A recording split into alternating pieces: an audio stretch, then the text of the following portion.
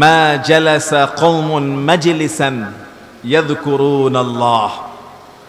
যখন কোনো কওম, যখন কোনো মানুষ কোনো মজলিসে বসে, কোনো এরকম তাফসির মাহফিলে বসে, ওয়াজ মাহফিলে বসে আল্লাহকে যদি স্মরণ করে, কাকে স্মরণ করে? তাহলে আমরা এখানে এসেছি, বসেছি একমাত্র কার খুশির জন্য? কথা বলুন, কার কথা শোনার জন্য? কার জিকির করার জন্য? নাকি দুনিয়ার কোনো মানুষের জন্য? নাকি ইলেকশনের কোনো সমাবেশে আসছি? আল্লাহর কথা বলার জন্য, শোনার জন্য। হাদিসটা খেয়াল করেন ভাই, এই হাদিস খেয়াল করেন। মুসলিম শরীফে আসছে এই হাদিস, তিরমিজিতে আসছে, আবু দাউদে এসেছে, ইবনু মাজাতে আসছে, বুলুগুল মারামে আসছে, দারিমিতে আসছে।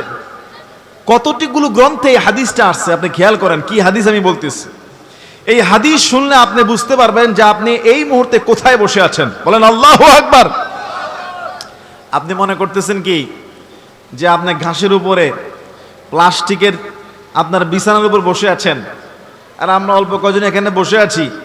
এর থেকে বাইরে বাইরে যারা দোকানে ঘোরাঘুরি করতেছে, বুট বাদাম খাইতেছে, ঘরের মধ্যে ঘুমায় আছে, টেলিভিশন দেখতেছে, তারা মনে আরো ভালো আছে। আপনি কোথায় আছেন? কি অবস্থায় আছেন? আপনার বাইরে যারা আছে তাদের কি অবস্থা আছে? ছোট্ট একটা হাদিস, কানটাকে খাড়া করেন। কানটা রেডি? কানটা রেডি? ওয়ান নবী হুরায়রা রাদিয়াল্লাহু তাআলা আনহু قال, হযরত আবু হুরায়রা রাদিয়াল্লাহু আনহু থেকে বর্ণিত, তিনি বলেন, قال رسول الله صلى الله عليه وسلم, রাসূল সাল্লাল্লাহু আলাইহি সাল্লাম ইরশাদ করেছেন, নবী আমার প্রিয় নবী বলেছেন, মা জালাসা কওমুন মাজলিসান ইয়াযকুরুনাল্লাহ। আল্লাহর রাসূল বলছেন, যখন কোনো মজলিসে আল্লাহকে স্মরণ করা হয়, যখন কোনো মাহফিলে, কোন তাফসীরের ময়দানে আল্লাহর জিকির করে তার বান্দারা, আল্লাহর জিকির শোনে, আল্লাহর কথা বলে, আল্লাহর কোরআনের তাফসীর করে শোনে, ইয়াযকুরুনাল্লাহ ইল্লা হাফফাত বিহিমুল মালাইকা। রাসূল বলছেন, ওই মজলিসটা ওই সময় রহমতের ফেরেশতারা চতুর্দিকে ঘেরাও করে ফেলে। চতুর্দিকে রহমতের ফেরেশতারা ঘেরাও করে ফেলে। ওয়া গাশিয়াতহুমুর রাহমা, শুধু তাই না, চতুর্দিকে রহমতের ফেরেশতারা ঘেরাও করে শুধু দাঁড়িয়ে থাকে না। যেই মজলিসে আল্লাহর কথা, আল্লাহর জিকির হয়, আল্লাহকে স্মরণ করা হয়, ১৫০০ বছর আগে প্রিয় নবী সাল্লাল্লাহু আলাইহি সাল্লাম বলেছেন, আগাশিয়াতহুমুর রাহমা, রহমতের ফেরেশতারা ওই মজলিসটা রহমতের চাদর দ্বারা ঢেকে ফেলে। আপনি হয়তো দেখতে পারছেন আমার আপনার মাথার উপরে অনেক সুন্দর একটা সামিয়ানা। হয়তো কুমিল্লা এখনো শীত সেইভাবে পড়ে নাই, ব্রাহ্মণবাড়িয়া শীত এখনো সেইভাবে পড়ে নাই। শীতকালে যখন আমরা তাফসীর করে এই সামিয়ানা ভিজে টপ টপ করে পানিগুলো মুসল্লিদের মাথায় পড়ে, ঘন্টার পর ঘন্টা অনেক সময় বক্তার মাথায় পড়ে, সামনের কোরআন ভিজে যায়, তারপর মানুষগুলো এই সামিয়ানার নিচে বসে থাকে। আপনার কাছে দেখতে মনে হয় এটা সাধারণ একটা সামিয়ানা, কিন্তু রাসূলুল্লাহর হাদিস, তিনি বলছেন, ওয়া গাশিয়াতহুমুর রাহমা, ওই ধরনের জালসা, ওই ধরনের মাহফিলগুলোকে রহমতের ফেরেশতারা উপর থেকে রহমতের চাদর দ্বারা ঢেকে ফেলে। আমরা এখন রহমতের চাদরের ভিতরে আছি। আল্লাহু আকবার। রহমতের ফেরেশতারা চতুর্দিকে আছে না নাই? কিন্তু প্যান্ডেলের বাইরে যারা, তারা কি ফেরেশতাদের রহমতে আছে? নাই। রহমত এত সোজা না, শান্তি এত সোজা না।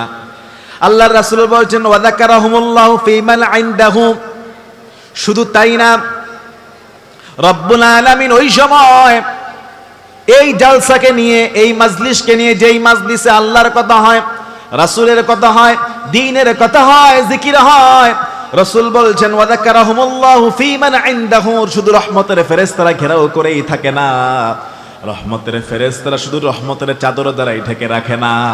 ওই সময় রব্বুল আলামিন ফেরেশতাদের কাছে তার বান্দাদেরকে নিয়ে সুখ্যাতি আর তাদেরকে নিয়ে প্রশংসা করা শুরু করে দেয়। প্রশংসা সবই কেবল তোমারি, বলুন, প্রশংসা সবই কেবল তোমারি, রব্বুল আলামিন। দয়ালু মেহেরবান করুণায়া পুরান, দয়ালু মেহেরবান করুণায়া পুরান, আর কেহ নয় তুমি মালিক শেষ বিচারের দিন, শেষ বিচারের দিন। প্রশংসা সবই কেবল তোমারি, প্রশংসা সবই কেবল তোমারি, রব্বুল আলামিন। দয়ালু মেহেরবান করুণায়া পুরান, দয়ালু মেহেরবান করুণায়া পুরান, আর কেহ নয় তুমি মালিক শেষ বিচারের দিন, শেষ বিচারের দিন। মারহাবা বলেন। রাসূল সাল্লাল্লাহু আলাইহি সাল্লাম তিনি আরো কি বলছেন শুনেন শুনেন। আবি হুরায়রা রাদিয়াল্লাহু আনহু থেকে বর্ণিত قال النبي صلى الله عليه وسلم يقول الله تعالى, আল্লাহ রাসূল সাল্লাল্লাহু আলাইহি সাল্লাম ইরশাদ করেন, আল্লাহ পাক রব্বুল আলামিন তিনি বলেছেন, আলা ইনদা যন্নি আবদি বি, আমার বান্দা আমার ব্যাপারে যেমন ধারণা করবে আমি তার সঙ্গে তেমন আচরণ করব।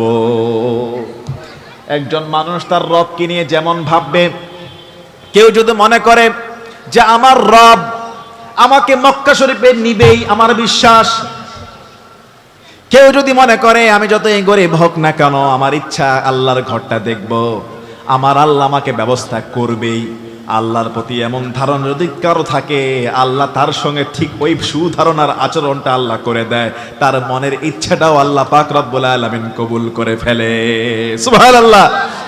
আর কেউ যদি মনে করে যে আমার রব আমাকে এটা দিতে পারবে না, আল্লাহ মনে হয় আমাকে এটা করবে না, আমি চাইলেও মনে হয় দিবে না, আমি চাইলেও মনে হয় এটা হবে না, আপনি আল্লাহর প্রতি এত দুর্বল চিন্তা, আল্লাহর ব্যাপারে আপনার চিন্তা যেমন আল্লাহ আপনার সঙ্গে করবে তেমন। কথা বলেন ঠিক কিনা?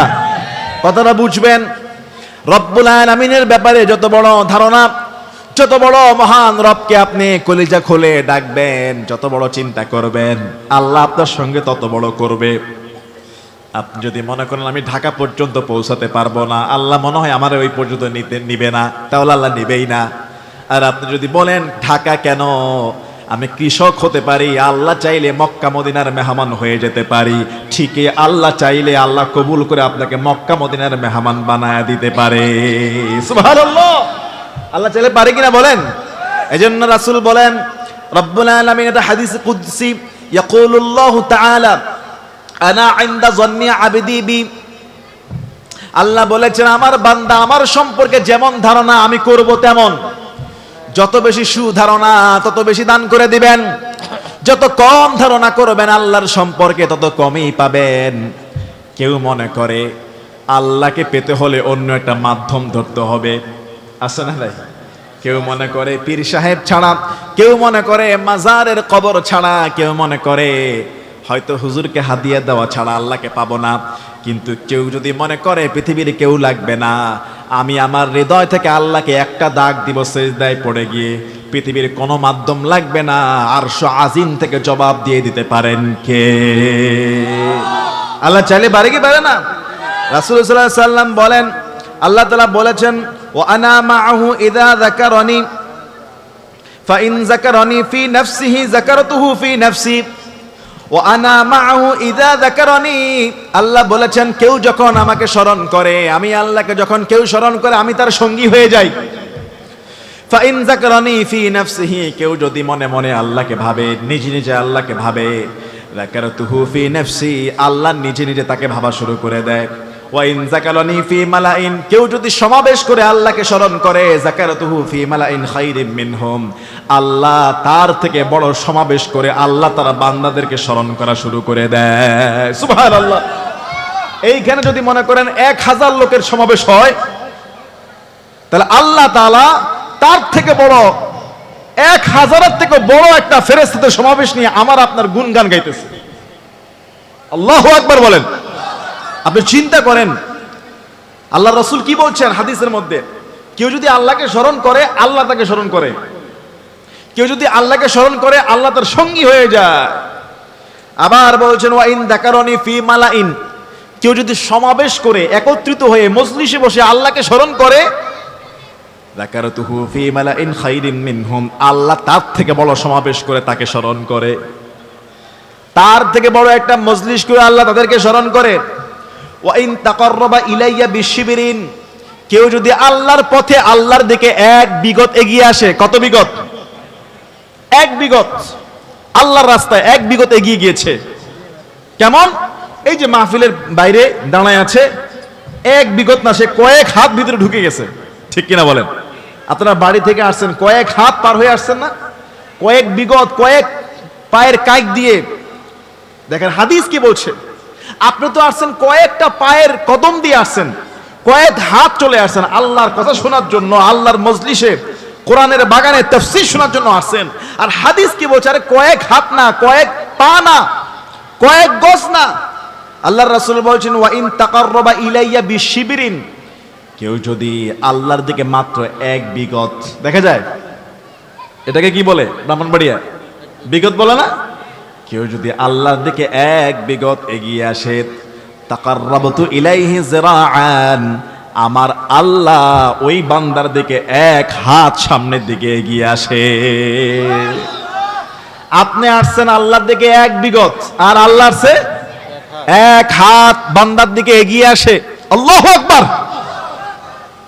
ওয়া ইন তাকাররাবা ইলাইয়া যিরাআন, কোন বান্দা বান্দি যদি আল্লাহর দিকে এক হাত আসে, এক হাত মাত্র, হাদিস বলছে তাকাররাবতু ইলাইহি বাআন, আমার আল্লাহ ওই বান্দার দিকে দুই হাত এগিয়ে চলে আসে।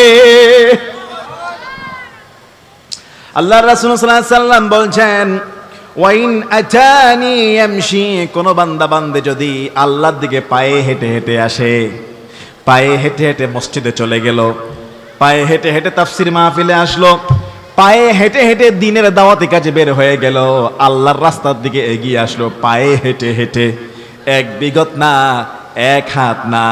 ওয়া ইন আতানি ইয়ামশি, পায়ে হেঁটে হেঁটে যদি আল্লাহ দিয়ে কেউ এগিয়ে আসে, আতাইতুহু হারওয়ালাতান, রাসূল বলছে আমার আল্লাহ ওই বান্দা বান্দির দিকে দৌড়ে দৌড়ে আসা শুরু করে দেয়।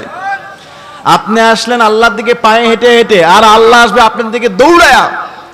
আল্লাহর রহমত আমাদের জন্য খোলা, কিন্তু রহমত আমরা নিতে জানি না, আল্লাহর সাহায্য আমরা পেতে জানি না, আল্লাহর ভালোবাসা, আল্লাহর রহমত, দয়া আমাদের জন্য খোলা।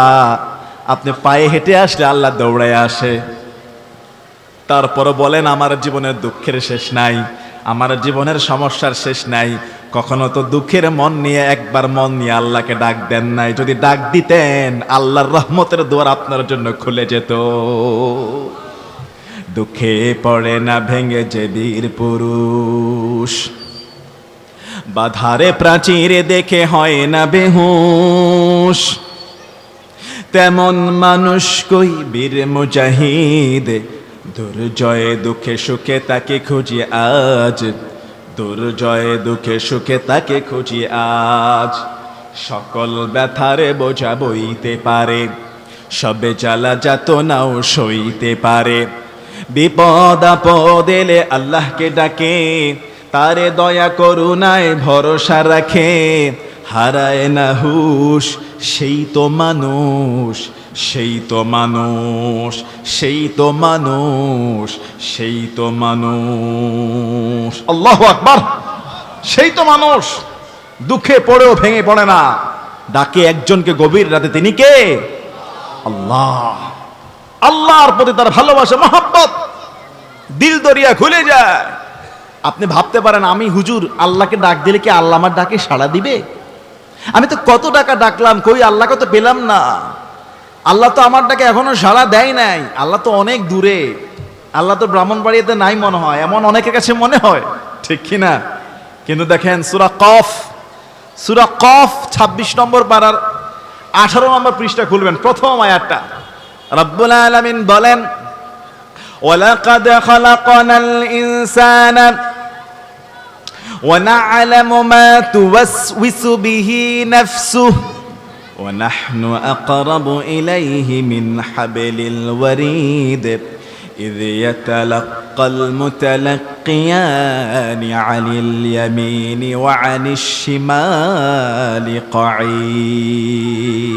الله أكبر رب العالمين বলেন ওয়ালাকাদ খলাকনাল ইনসান অবশ্যই আমি ইনসানকে সৃষ্টি করেছি মানুষকে আমি আল্লাহ বানিয়েছি আমি আল্লাহ মানুষকে তৈয়ার করেছি ওয়া না'লামু মা তুওয়াসওয়িসু বিহি নাফসুহু আমি আল্লাহ খুব ভালো করে জানি মানুষের হৃদয়ের মধ্যে কি ওয়াসওয়াসা দেয় আপনি গোপনে গোপনে কোনো একটা খারাপ চিন্তা করলেন অন্তরের ভিতরে আপনার একটা মন্দ ওয়াসওয়াসা আসলো পৃথিবীর কেউ জানে না আপনার বিবি জানে না সন্তান জানে না মা জানে না বন্ধু জানে না অন্তরের খবর কেউ জানে না আল্লাহ বলছে বান্দা তোরে আমি বানিয়েছি ওয়ালাকাদ খালাকনাল ইনসান তোকে আমি নিজ হাতে বানিয়েছি ওয়া না'লামু মা তুওয়াসওয়িসু বিহি নাফসুহু তোর অন্তরে কি ওয়াসওয়াসা দেয় দুনিয়ার কেউ না জানলেও আমি আল্লাহ জানি কেন জানি কেমনে জানি জানোস নাকি ওয়া নাহনু আকরাবু ইলাইহি মিন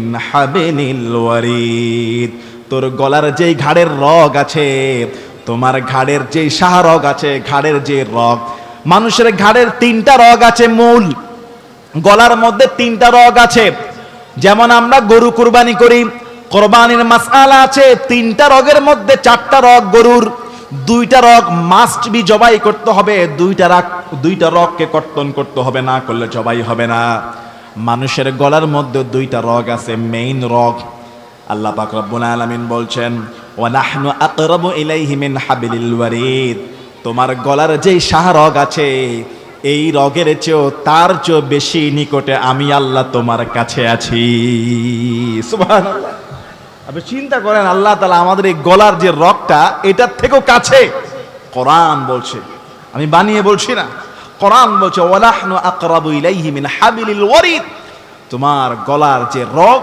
এই রগের চেয়েও কাছে আমি আল্লাহ রয়েছি আমি আল্লাহ তো আছি এর উপরে আমি আল্লাহ তোমার সঙ্গে আরো দুইজন বডিগার্ড লাগায় দিয়েছি কয়জন দুইজনকে এখন আমরা ভয়ে অনেক কাজ করি না সিসি ক্যামেরা আছে মসজিদে এখন আগের মতো জুতা চুরি করে না এখন সিসি ক্যামেরা আছে মার্কেটের মধ্যে দোকানের মধ্যে সিসি ক্যামেরা আছে না নাই সিসি ক্যামেরা থাকলে চোর করতে চায় না ডাকাতি করতে চায় না সব রেকর্ড হয়ে যায় কিন্তু পৃথিবীর মানুষ আপনি জানেন নাকি সিসি ক্যামেরাও যখন আবিষ্কার হয় নাই সাইয়েদানা আদম আলাইহিস সালাতু ওয়াস সালাম থেকে আজ থেকে পৃথিবীর লক্ষ লক্ষ হাজার বছর পূর্বে মানুষ যখন পৃথিবীতে থেকেই প্রত্যেক মানুষের সঙ্গে রব্বুল আলামিন দুইটা সিসি ক্যামেরা ফিট করেছে দুইটা সিসি ক্যামেরা দুইটা মানুষ দুইটা বডিগার্ড আল্লাহ লাগিয়ে দিয়েছে 30 নম্বর পারা 7 নম্বর পৃষ্ঠায় আল্লাহ বলেছেন ওয়া ইন্না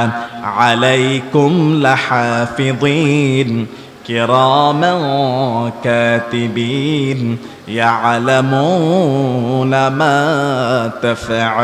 তাফআলুন আল্লাহ বলছে তোমাদের প্রত্যেকের উপরেই পর্যবেক্ষক আছে ওয়া ইন্না আলাইকুম লাহাফিযিন তোমাদের প্রত্যেকের উপরে সংরক্ষক আছে কেরামান কাতিবিন তারা হলো দুইজন সম্মানিত লেখক কেরামান কাতিবিন নাম শুনেছেন কেরামান কাতিবিন আরবি শব্দ অর্থ হলো সম্মানিত লেখক দুইজন আল্লাহ বলছে ইয়ালামুনা মা তাফআলুন তুমি যাই করো না কেন তারা কিন্তু সব জানে সঙ্গে সঙ্গে কাগজের মধ্যে লিখে ফেলে এই যে তারা লেখে এটা দলিল কি তারা যে লেখে এটা দলিল কি দলিল হলো কোরআন সূরা কফ 26 পারা 18 নম্বর পৃষ্ঠা ইয ইয়াতালাক্কাল মুতালাক্কিয়ানি আনিল ইয়ামিনি ওয়া আনিশ শিমালি কাঈদ মা ইয়ালফিযু মিন কাওলিন ইল্লা লাদাইহি রাকীবুন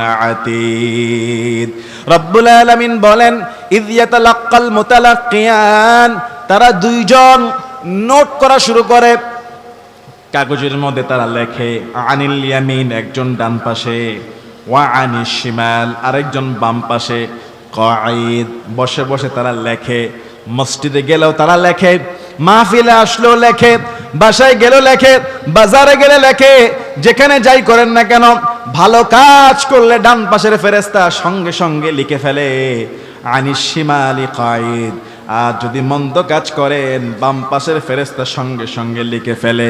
আল্লাহ পাক রব্বুল আলামিন বলছেন, মা ইয়ালফিযু মিন কাওলিন ইল্লা লাদাইহি রাকীবুন আতীদ। যেই কথাই মুখ দিয়ে বের করো না কেন, একটা শব্দ ফেরেশতাদের খাতা থেকে ছুটে যায় না। জন্মের পর থেকে মৃত্যু পর্যন্ত দুই পাশের ফেরেশতা কিরামান কাতিবিনের খাতার মধ্যে সব সংরক্ষণ করার ব্যবস্থা করে দিয়েছেন কে? আছে না নাই? গতকালকে কি করেছেন না করেছেন আপনার মনে নাই, খাতায় আছে। 1 বছর আগে কয় ওয়াক্ত নামাজ পড়েছেন, 5 বছর আগে কি গুনাহের কাজ করেছেন, 10 বছর আগে কত টাকা মসজিদে সাদকা করেছেন, সব লেখা আছে না নাই? আছে। আপনার মনে নাই, আমার মনে নাই, সব আছে। কিন্তু একটা সুসংবাদ, কসবাবাসী ব্রাহ্মণবাড়িয়া সুসংবাদ একটা দিয়ে যাচ্ছি, মানজা আবিল হাসানা ফালাহু আশরু আমসালিহা। আমার আল্লাহর কত বড় দয়াময়, আমার আল্লাহ কত ভালো, আমার আল্লাহ তার বান্দা বান্দীদেরকে কত ভালোবাসেন। কোরআন বলছে মানজা আবিল হাসানাতি ফালাহু আশরু আমসালিহা। আল্লাহ নিজে বলছে, নিজে কোরআনে বলে দিচ্ছে, আমার বান্দা বান্দি যদি একটা ভালো কাজ করে আমি আল্লাহ এত কৃপণ না, খুশি হইয়া ওই কাজটার 10 গুণ সওয়াব বাড়ায়া তার আমলনামায় দান করে দিব। আপনি একবার বললেন সুবহানাল্লাহ, ফেরেশতা খাতায় লিখবে কয়টা সুবহানাল্লাহ? কথা বলেন। আপনি একবার বললেন সুবহানাল্লাহ, ফেরেশতার খাতায় কয়টা সুবহানাল্লাহর শব্দ সওয়াব হবে? 10টা। কয়টা? এটা কার কথা? কার কথা? আল্লাহ বলছে মানজা আবিল হাসানা ফালাহু আশরু আমসালিহা। একটা কাজ করবা, আমি আল্লাহ কৃপণ না, তোমাকে 10টা সওয়াব দান করে দিব। সুবহানাল্লাহ। 1 টাকা দান করলে 10 টাকা। একটা তাফসির মাহফিল মন দিয়ে শুনতেছেন, 10টা তাফসির মাহফিল শোনার সওয়াব। মানজা বিল হাসানাতি ফালাহু আশরু আমসালিহা। আয়াতগুলো নোট করেন, এই আয়াতগুলো পাবেন না সব সময়। সবাই আপনাকে বলবে না কোরআন যে কত মহাগ্রন্থ, এই যদি শুরু করি রাত আর দিন পার হয়ে যাবে, কুল কিনারা করা যায় না। এই মহাগ্রন্থে রব্বুল আলামিন পরের আয়াতে বলছেন, ওয়ামান জাআ বিস-সাইয়্যাতি ফালা ইউজজা ইল্লা মিথলাহা ওয়া হুম লা ইউযলামুন। আল্লাহু আকবার। আল্লাহ যে কত দয়ালু তিনি বলছেন। এবার আল্লাহ বলছে, তুমি যদি একটা পাপ কাজ করো আমি আল্লাহ এত বড় জুলুম বাস না যে 10টা পাপের গুনাহ দিব। একটা পাপ কাজ করলে একটা পাপের এই গুনাহ হবে। একবার তুমি মেলায় গেলাম, একটা মেলার গুনাহ হবে। একবার কনসার্টে গান শুনতে গেলা, একটা কনসার্টের গান শোনার গুনাহ হবে। একটা গালি দিলাম, একটা গালির গুনাহ হবে, 10টা গালির গুনাহ হবে না। পক্ষান্তরে তুমি যদি একবার সুবহানাল্লাহ বলো, একটা তাফসির মাহফিল শোনো, 1 ওয়াক্ত নামাজ পড়ো, 1টা টাকা সাদাকা করো, আমি আল্লাহ ওই টাকাটাকে, ওই সুবহানাল্লাহকে 10 গুণ বাড়াইয়া তোমার আমলনামায় দান করে দিব। কোথায় পাবেন এমন আল্লাহ? আমরা মুসলমানরা ভাগ্যবান, আল্লাহ তাআলা রহমতের দুয়ার খুলে দিয়েছে। তারপর বান্দা জাহান্নামে যাস না, তারপরে যেন জাহান্নামে যেতে না হয়। কথা বলেন, কথা বলেন। সুন্নাতে নয় শুধু দাওয়াতের মেহমান, সুন্নাতে নয় শুধু খাওয়া শেষে মধুপান, আরো কিছু সুন্নাহ আছে তুমি জানো কি? জানলেও জীবনে কখনো তা মানো কি? সুন্নাতে নয় শুধু মেষ চড়াতে যাওয়া, আরো কিছু সুন্নাহ রাষ্ট্রনায়ক হওয়া। ঠিক কি না? সুন্নাতে নয় শুধু মজলুমের সহায়ক, আরো কিছু সুন্নাহ জালিমের প্রতিরোধ। মুহাব্বতে তার সুদিনের সাথী, মুহাব্বতে তার সুদিনের সাথী, দুর্দিনেও তুমি তার সাথে থাকো কি? সুন্নাতে নাই শুধু দাওয়াতের মেহমান। সুন্নাতে নয় শুধু খাওয়া শেষে মধুপান, আরো কিছু সুন্নাহ আছে তুমি জানো কি? জানলেও জীবনে কখনো তা মানো কি? কত সুন্দর কথা এই গানের মধ্যে আছে না নাই? কত সুন্নত আমাদের সমাজের মধ্যে রয়েছে। শুধু সুন্নত, শুধু দাওয়াত খাওয়া না, মাঝে মধ্যে রাষ্ট্রপতি হওয়া, ইসলাম কায়েম করা, দেশকে শাসন করার একটা সুন্নতের কাজ। চিল্লা বলেন ঠিক কিনা? আজকে যদি বাংলাদেশে ইসলাম থাকতো, আজকে যদি বাংলাদেশে কোন রাষ্ট্রনায়ক ওমর ফারুক রাদিয়াল্লাহু আনহুর মতো থাকতো, তাহলে তিনি ঘোষণা দিতেন যে কোন দাদা বাবুদের কথায় ডক্টর জাকির নায়েকের সফরকে আটকানো যাবে না। দাওয়াত দিয়েছি, অনুমতি দিয়েছি, ডক্টর জাকির নায়েক আসবে, নিরাপত্তা দেওয়া হবে। লাগলে লক্ষ লক্ষ যুবক এয়ারপোর্ট থেকে হোটেল পর্যন্ত, হোটেল থেকে কনফারেন্স হল পর্যন্ত দাঁড়িয়ে যাবে। তারপরও স্কলারকে দিয়ে বাংলাদেশের জমিনে দাওয়াতি কাজ করব। কোন অমুসলিমদের হুঙ্কারে ইসলামিক স্কলারদের আগমন ঠেকানো যাবে না। যদি আজকে ওমরের মতো একটা শাসক থাকতো, তাহলে আমাদের বাংলাদেশে আজকে ওই দাদা বাবুদের ধমকি কূটকৌশল সফল হতো না। কথা বলেন ঠিক কিনা? ডক্টর জাকির নায়েককে অনুমতি দেওয়া হয়েছে, বিশ্ববরণ্যের স্কলার দাওয়াত করা হয়েছে। নভেম্বরের 28 তারিখ 29 তারিখ ঢাকায় প্রোগ্রাম সব রেডি। এমন সময় পার্শ্ববর্তী দেশের দাদা বাবুরা, দাদা বাবুদের নাম শুনছেন তো? দাদা বাবুদেরকে চেনেন তো? তারা বলছে ডক্টর জাকির নায়েক আমাদের মোস্ট ওয়ান্টেড পারসন, আমরা তাকে খুঁজছি গ্রেফতার করার জন্য। বাংলাদেশে আসা মাত্র বাংলাদেশ সরকার যেন ডক্টর জাকির নায়েক আমাদের হাতে তুলে দেয়। এজন্য মামুর বাড়ির আবদার। ঠিকই দেখেন বর্তমান সরকার কেমন জানি একটু ভয় পেয়ে গেল। তারা ওই দাদা বাবুদের একটা থ্রেট আমল নিয়ে বলতেছে, গত পরশুদিন না গতকালকে বলল যে ডক্টর জাকির নায়েক নির্বাচনের আগে আর আসা যাবে না, উনি আসলে নাকি নিরাপত্তা দেওয়া যাবে না। আরে ভাই, একজন স্কলারকে দুই একটা প্রোগ্রামে নিরাপত্তা দিতে পারবেন না, তো আপনাদের সরকার সামনে 300 আসনের ইলেকশনের নিরাপত্তা কিভাবে দিবে? 300 আসনে যে কয়েক হাজার কর্মী থাকবে, ভোটার থাকবে, তারা বিভিন্ন দলের কোন দল হতে পারে, ওইখানে কিভাবে নিরাপত্তা দিবেন? একজন আন্তর্জাতিক স্কলার আসবে, 2-3 দিন থাকবে, লক্ষ লক্ষ কোটি টাকা দিয়ে আমাদের আইন শৃঙ্খলা বাহিনী, আর্মি, র্যাব, পুলিশ, গোয়েন্দা, বিজিবি, বিএসএফ আছে না নাই বলেন? কত রকমের এনএনএস, কত রকমের বাহিনী আছে। আরে ভাই, নিরাপত্তা দিতে না পারলে বলতেন। ডক্টর জাকির নায়েককে নিরাপত্তা দেওয়ার জন্য বাংলাদেশের লক্ষ লক্ষ যুবক তৈয়ার হয়ে দাঁড়িয়ে আছে। প্রয়োজনে এয়ারপোর্ট থেকে কনফারেন্স হল থেকে হোটেল পর্যন্ত দুই পাশ দিয়ে লক্ষ লক্ষ যুবক 1 ইঞ্চি ফাঁকা থাকবে না, মানব সেতু হয়ে দাঁড়িয়ে থাকবে যে কয়দিন উনি দেশে থাকবে। কথা বলেন ঠিক কিনা? যুবকরা প্রস্তুত আছি না নাই? আমাদের দুর্ভাগ্য, স্বাধীনতার পরে আজকে 50-60 বছর পার হয়ে যাওয়ার পরেও আমরা এদেশে প্রকৃতভাবে ইসলামকে ভালোবাসে, মুসলমানকে ভালোবাসে, ইসলামের পক্ষে কাজ করে, ব্যক্তিত্ব রক্ষা করে, কারো হুঙ্কারে, কারো ধমকিতে মুসলমানিত্ব ব্যক্তিত্বকে ধ্বংস করে না, এমন একটা শাসক আজও পর্যন্ত পাই। মুসলিম আমি, সংগ্রামী আমি চিররণবীর, আল্লাহকে ছাড়া কাউকে মানি না আমি। নারে তাকবীর, নারে তাকবীর। মুসলিম আমি, সংগ্রামী আমি চিররণবীর, আল্লাহকে ছাড়া কাউকে মানি না আমি। নারে তাকবীর, নারে তাকবীর। বিপ্লবী আমি, চির সৈনিক, চিরদূর জয় চির নির্ভীক। বিপ্লবী আমি, চির সৈনিক, চিরদূর জয় চির নির্ভীক।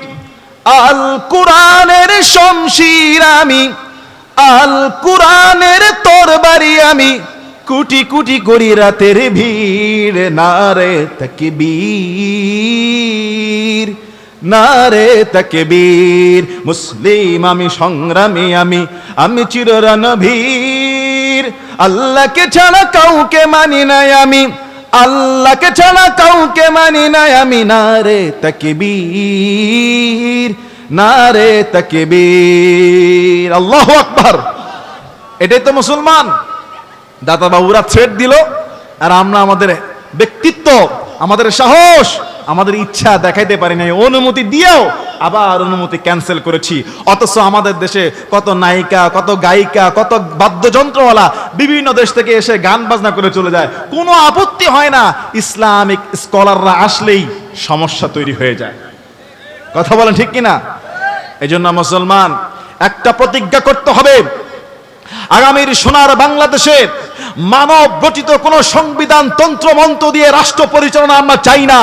আগামীর সংসদের, আগামীর পার্লামেন্টে মানব রচিত সংবিধানকে ছিঁড়ে টুকরা টুকরা করে দিয়ে আল্লাহর কোরআন দিয়ে বাংলাদেশের শাসন কায়েম করতে হবে। কথা বলেন ঠিক কিনা? এদেশের মানুষ আমরা প্রস্তুত আছি আল্লাহর কোরআন দিয়ে, রাসূলুল্লাহর হাদিস দিয়ে পার্লামেন্ট তৈরি করে সমাজের মধ্যে শরিয়া আইনকে কায়েম করে ইসলাম প্রতিষ্ঠা করতে চাই কি চাই না? বলেন চাই কি চাই না? রাসূল আমার ভালোবাসা, রাসূল আমার আলোর আশা,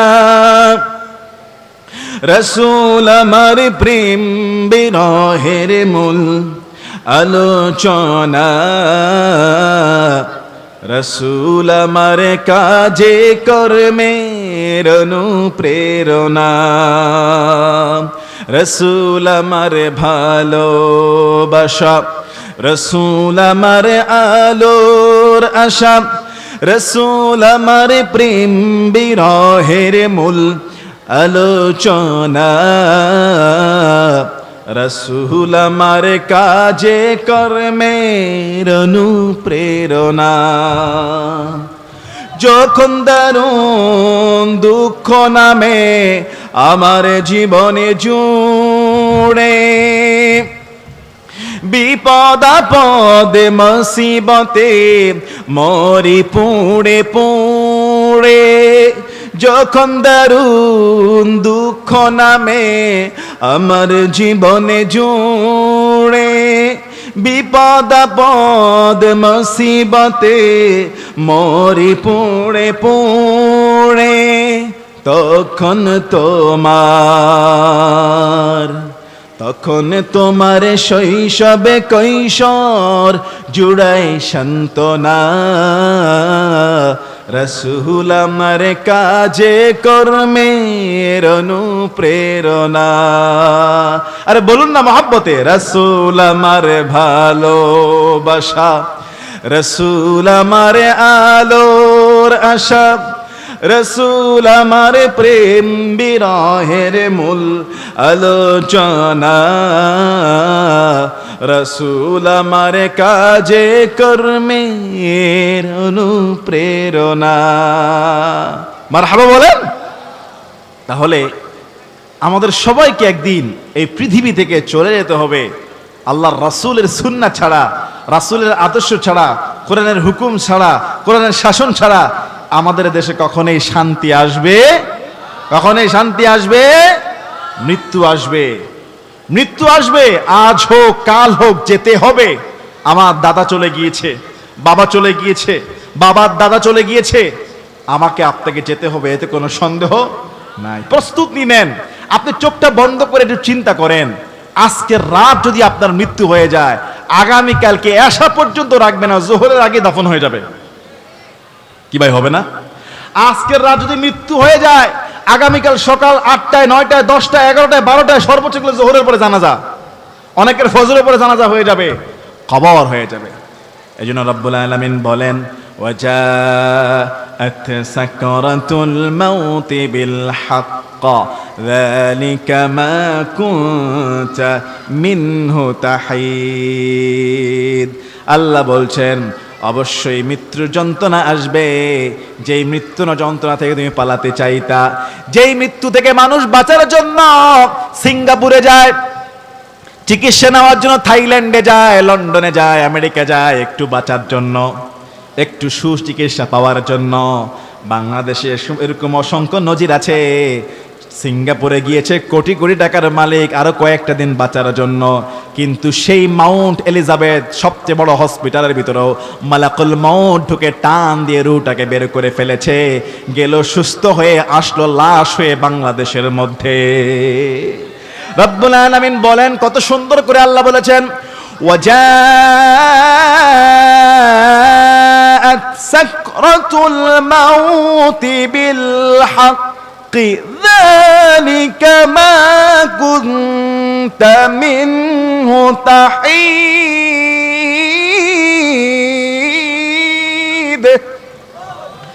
আল্লাহ বলছেন মৃত্যুর যন্ত্রণা আসবে, আজ হোক, কাল হোক, পরশু হোক, কবরের জমিনের মধ্যে যেতে হবে। যেই মৃত্যু থেকে তুমি পালাতে চাইতা, যালিকা মা কুনতা মিনহু তাহিদ, যা থেকে তুমি পালাতে চাইতা, মৃত্যুর যন্ত্রণা আসবে।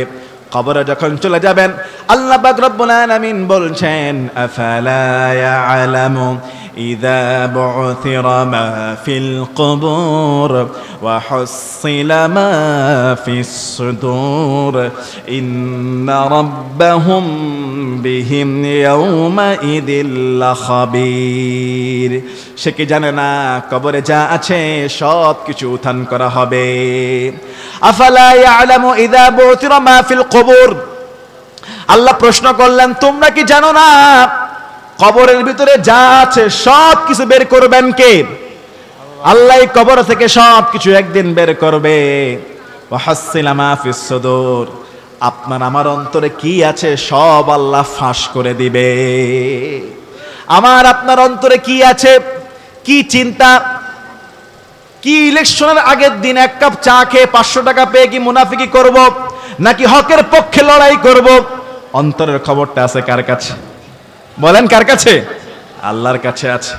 একজন যোগ্য প্রতিনিধি যদি আপনি ভোট দিয়ে নির্বাচিত করতে না পারেন, একজন ডাকাত যদি আপনি নির্বাচিত করেন, একজন অসৎ ব্যক্তি যদি আপনার ভোটের মাধ্যমে সমাজের প্রতিনিধি হয়ে যায়, এমপি হয়ে যায়, মন্ত্রী হয়ে যায়, মনে রাখবেন মুসলমান, ওই এমপি, ওই মন্ত্রী, ওই প্রতিনিধি, ওই চেয়ারম্যান, ওই মেম্বার যত অন্যায় কাজ করবে, যত দুর্নীতি করবে, যত ঘুষ খাবে, যত সুদ খাবে, যত অবিচার করবে, সমস্ত গুনাহের একটা অংশ আপনি ভোট দিয়ে নির্বাচন করার কারণে আল্লাহ তাআলা আপনার কাঁধের মধ্যে, ঘাড়ের মধ্যে চাপায়া দিবে। এটা মাথায় রাখবেন। 500 টাকা পেয়ে আপনি মাইর দিলেন, ভোট মারলেন, এক কাপ চা খেয়ে আপনি সিল মেরে দিলেন, আর ওই লোক 5 বছরে 16 কোটি মানুষের 500 কোটি পকেটে ঢুকাইছে, আছে না নাই? ব্রাহ্মণবাড়িয়া কসবাতে নাই? আপনার একটা ভোটের মাধ্যমে 500 কোটি চুরি করলো, ওই 500 কোটি গুনাহের বোঝা আল্লাহ আপনার আমলনামায় দান করে দিবে।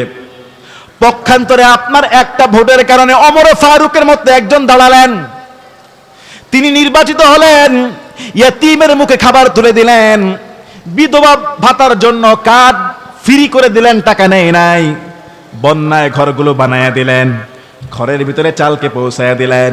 ওই আদর্শ নেতা মানুষের সেবা করার কারণে যত সওয়াব আল্লাহর কাছে পাবে, আপনি ভোট দেওয়ার কারণে আল্লাহ তাআলা অমন সওয়াব আপনাকেও দান করে দিবে। ঠিক কিনা বলেন?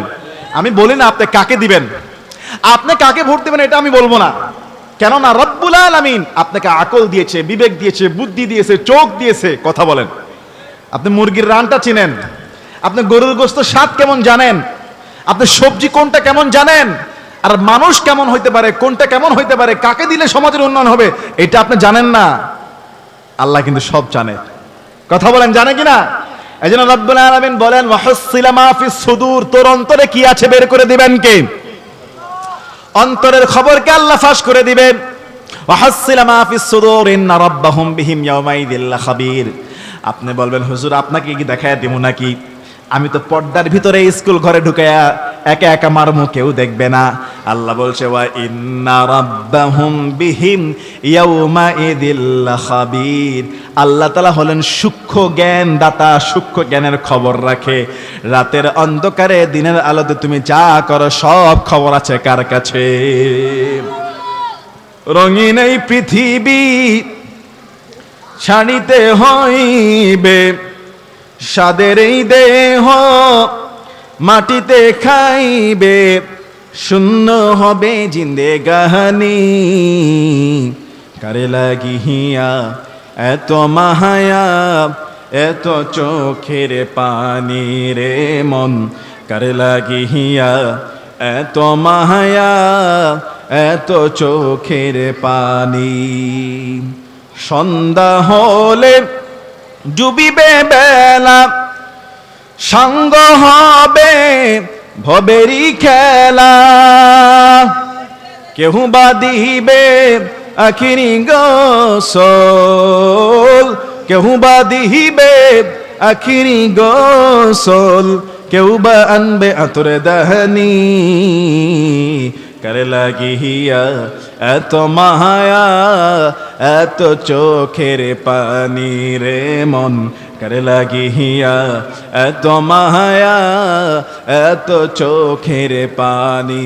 রঙিন এই পৃথিবী ছাড়িতে হইবে, সাদের এই দেহ মাটিতে খাইবে, শূন্য হবে জিন্দেগানি, কারে লাগিয়া এত মায়া, এত চোখের পানি রে মন, কারে লাগিয়া এত মায়া, এত চোখের পানি। আলহামদুলিল্লাহ। তাহলে আমরা মৃত্যুর প্রস্তুতি নেব, সঠিকভাবে জনপ্রতিনিধি তৈরি করব, এবং আল্লাহ সুবহানাহু ওয়া তাআলা যে আমাদের হৃদয়ের সকল খবর রাখে সেটা চিন্তা করে কাজ করব। পারবো ইনশাআল্লাহ? পারবো ইনশাআল্লাহ?